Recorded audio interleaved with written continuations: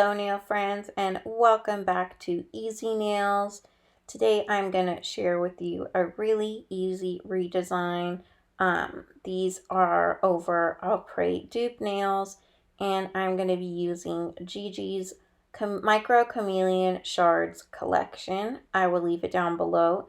It is a gorgeous collection of 12 different acrylic powders, and they have chameleon micro shards in them.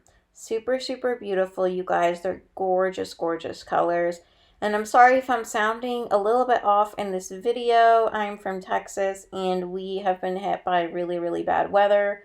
A lot of people were without power and we are still without water, so it's a little bit crazy over here. That's why I haven't posted on Thursday, but I wanted to get a video up for you guys. So I'm not going to do a voiceover on this one. I'm just going to let you guys watch. I did use, again, Gigi from MVP Nail Designs. I used the Micro Shards Chameleon Glitters. I also used the Double Dip Liquids to dip these, and these are over apres nails. So I'm just going to show you guys how I do that. No voiceover for today, you guys. I'm so sorry.